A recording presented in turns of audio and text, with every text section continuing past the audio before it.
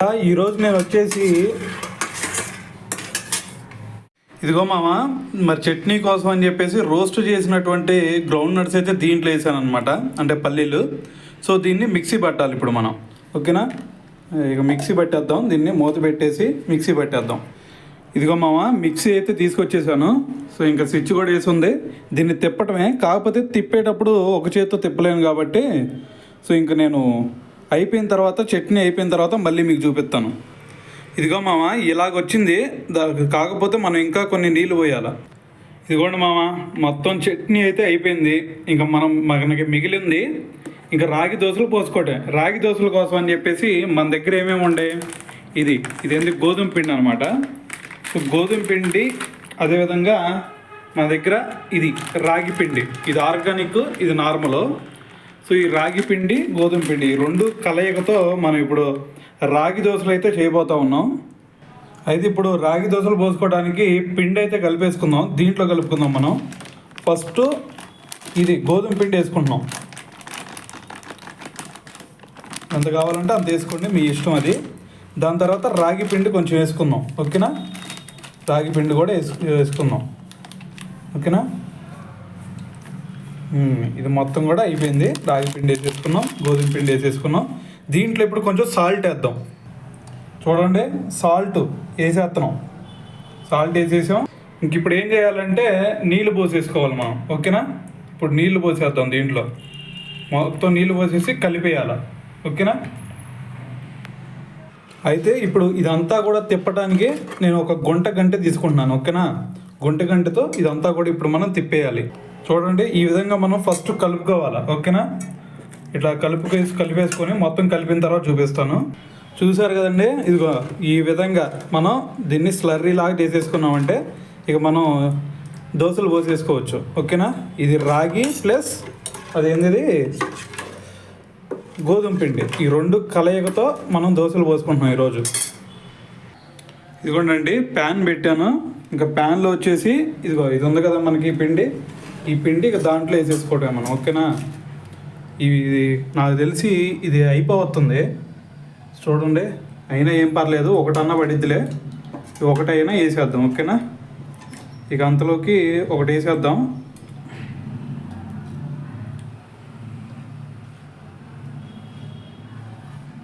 రౌండ్గా వచ్చింది, ఓకేనా? ఇంక ఈ విధంగా నేను కొంచెం తిండిపోతుండే కాబట్టి 3-4 పోసుకుంటా. 4 ఏంది, 5 అన్న తింటాను నేను, 6 తింటాను, ఓకేనా? ఈ 6 పోసుకుంటాను. 6 పోసుకున్న తర్వాత ఇక తినేయటమే. ఒక్కోటి చూపిస్తాం మీకు ఎలాగా అనేది, ఓకేనా? ఈ విధంగా అయిపోయింది ఇక పోసుకోవటం. దీంట్లో కొంచెం నూనె అలా పైన ఇలా స్ప్రెడ్ చేసుకుందాం, ఓకేనా? ఇలా కొంచెం ఆయిల్ స్ప్రెడ్ చేసేసుకొని, ఏంది ఇది ఆగిపోతున్నట్టుంది, ఇది ఆగిపోయిందంటే ఇంకేం లేదు. కొంచెంసేపు రామ్మ, చూద్దాం కింద ఎలాగుందో పరిస్థితి. ఓకే, పర్లేదులే, ఒకటి వచ్చిద్దిలే. మధ్యలో అయితే ఖచ్చితంగా ఆగిపోద్ది అనుకుంటున్నా. ఏం కాదులే, మనకి ఇదిగో ఎలక్ట్రిక్ స్టవ్ ఉంది కదా, దాంట్లోనే పోసుకోవచ్చు మనం, ఇబ్బంది ఏం లేదు, ఓకేనా? ఇంక ఈ విధంగా మనకి దోశ అయితే రెడీ అవ్వబోతూ ఉంది. దోశ రెడీ అయిపోయేలోపు మీకు ఒక విషయం చెప్తా. ఏంటంటే, నేను నార్మల్గా ఇప్పుడు దోశలు పోసుకుందాం అనుకోలేదు, బయటికి వెళ్ళి టిఫిన్ చేద్దాం అనుకున్నాను. కాకపోతే ఎందుకులే, బయటికి వెళ్ళామంటే 90 రూపాయలు ఖచ్చితంగా అవుతాయి. ఎందుకంటే ఇప్పుడు మనం ఒక 2 దోశలతో సరిపెట్టుకోం కదా. ఎందుకంటే ఇడ్లీ అయినా తింటాము, లేదంటే 2-3 దోశలు అయినా తినాలి, లేదంటే ఆకలి సరిపోదు.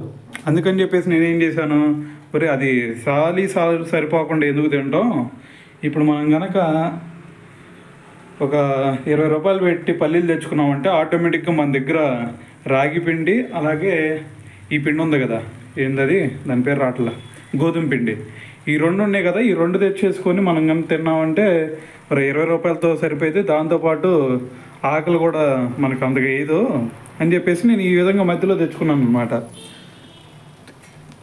బయటికి వెళ్ళామంటే చాలా ఖర్చు అవుతుందండి. రోజుకి దాదాపు 120 రూపాయలు ఈజీగా అయిపోతాయి రోజులో, బ్యాచులర్ రూమ్ అంటే. అర్థమైందా? సో ఈ విధంగా కనుక మీరు చేసుకున్నారంటే రోజుకి 60 రూపాయలు అయిపోగొట్టచ్చు. అంటే సగానికి సగం తగ్గించేయచ్చు. ఇంకోటి ఏంటంటే మీకు ప్లస్ ఇక్కడ మీరు ఈ విధంగా చేసుకుని తిన్నారు అంటే తొందరగా అంటే మీకు కడుపు నిండా తింటారు. బయట అయితే కడుపు నిండదు, దాంతోపాటు డబ్బులు కూడా ఎక్కువ అయిపోతాయి. అది అంతే చేస్తున్నాం అనుకోండి, ఇక కడుపు నిండకపోయినా బయట తినబుద్ది. ఎందుకంటే ఒళ్ళు బద్ధకం వేసేది కదా మనకి. రోజు వండుకుంటామా, ఏదో 2-3 రోజులు వండుకుంటాం అంతే కదా. ఇవ్వండి, ఇప్పుడు ఇది ఎందుకు పెట్టానని ఆలోచించమాకండి, ఏం లేదు, అది గ్యాస్ అయిపోయింది అందుకని చెప్పేసి దీంట్లో పోద్దామని చెప్పి ట్రై చేస్తున్నాను. అయితే మరి అదే పెట్టవచ్చు కబరు అంటే ఏం లేదు, అది ఎలాస్టిక్ నేచర్ లేదనమాట దానికి. ఎలాస్టికా అంటే దీని మీద సెట్ అవ్వదు, అది అర్థమైంది కదా నేను చెప్పింది. సో దీని మీద సెట్ అవ్వట్లేదు అది.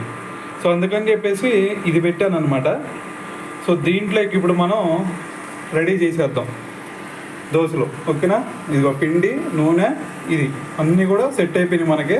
ఇంక ఇప్పుడు చేసేసుకుందాం. ఇదిగో మామ, ఫస్ట్ దోశ దీంట్లో పోతున్నాను చూడండి ఎలా పోతాను నేను. ఈ విధంగా మనం ఫస్ట్ది ఈ విధంగా పోసేసుకున్నాం. మంచిగానే వచ్చింది నాకు తెలిసి అయితే. ఓకే, ఈ రకంగా ఉంటే చాలు మనకి చిన్న చిన్న దోశలు వస్తాయి. మళ్ళీ గ్యాస్ పట్టించాలి మామ, మళ్ళీ అదొక 300 అయితే. ఇప్పుడు మొన్నే అదేంది పేరు హీటర్ మొన్న పాడైపోయింది, అందుకని చెప్పేసి మళ్ళీ ఇప్పుడు ఒక 700 పెట్టి తెచ్చాం. మళ్ళీ ఇప్పుడు గ్యాస్ అయిపోయింది, ఇది ఒక 300, మళ్ళీ 1000 రూపాయలు అయిపోయినాయి ఈడే నెలలో.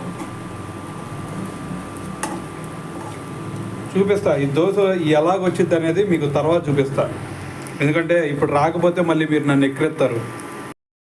భయ్యా ఈరోజు రాగి దోశలు పోసుకోవాలనిపిస్తుంది, ఎందుకంటే రోజు బయట తినబుద్ది అవట్లా. అందుకని ఈరోజు ఫస్ట్ చట్నీ కోసమని పల్లీలు రోస్టింగ్ చేస్తున్నాను. రోస్టింగ్ దాదాపు అయిపోయినట్టనే చెప్పాలా. ఈ రోస్టింగ్ అయిపోయిన తర్వాత దీన్ని చట్నీ చేసేస్తాను. దాని తర్వాత రాగి దోశలు ఎలా పోసుకోవాలి అనేది మీకు చెప్తాను, ఓకేనా. అంతలోకి ఒక లైక్ కొట్టేయండి. నేను ఏదో ట్రై చేశాను కానీ చూడండి ఎట్ట వస్తున్నాయో దోశలు. దీన్ని బట్టి ఒకటి అర్థం చేసుకోవచ్చు, ఏ పని ఎప్పుడు చేయాలో, ఎలా చేయాలో, దేని మీద చేయాలో దాని మీదే చేయాలి. అలా కాదు నేను ప్రయోగాలు చేస్తా అన్నారనుకోండి, ఈ దోశలాగా వచ్చేది మీ దోశ. అర్థమైందా? గుర్తుపెట్టుకోండి.